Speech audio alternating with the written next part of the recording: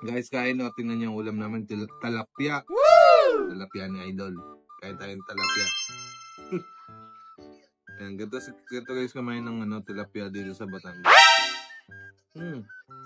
Talagang kung talapia din lang, number 1 na din sa Batangas. Talagang fresh na fresh. Saka kahit anong luto, sarap. Nice! Kahit wala na yung partner, prito lang.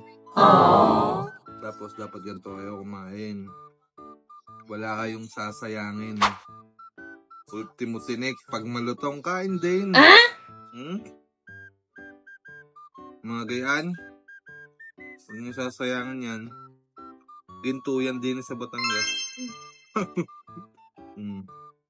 Paborito kong part to ng tilapia. Ulo. Yan. Hili kong kalikutin. Dapat nakakamay din. Kasi pag nakakutsara ka dito, hindi mo makakain ng ayos. What? Ang dami masasayang na kaila. Sarap. Sabi ka? Sarap. Sarap. Tingnan yan, wakakunti na. Tapos nito.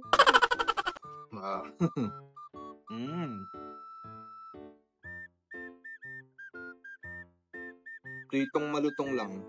Mas na. Ayun, gusto cut mo na yan. Ba, kung mag-edit. Ano? Sama ko na rin yan. Wala nang edit. Yan na guys, pati matakain. Tiga pa. Ang sarap nito. Kaya, anong paborito niyong luto ng ng talapia? Basta kayong paborito ko dito prito, tsaka yung inihaw. Talaga namang siraan diet. Bukangkeng. Yan may pusa pa, malikot. Tapos niya kumain, namamapak pa rin. Hindi ko maano.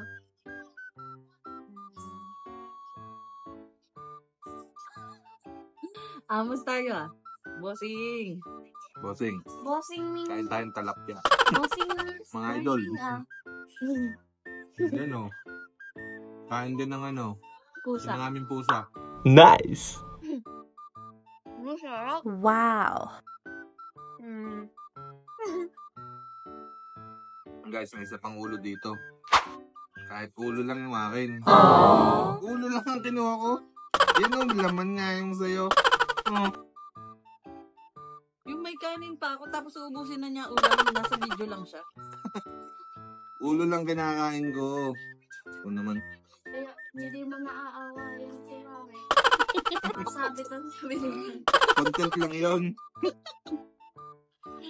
Totoo. Panoodin mo. Oo. Hindi ko nagagalitin ang asawa ko. Yun? Hindi ko nagagalitin ang asawa ko. Magiging mabait na ako lagi sa kanya. Oo. Nice! Mabait na siya. Inubos lang niya ulam.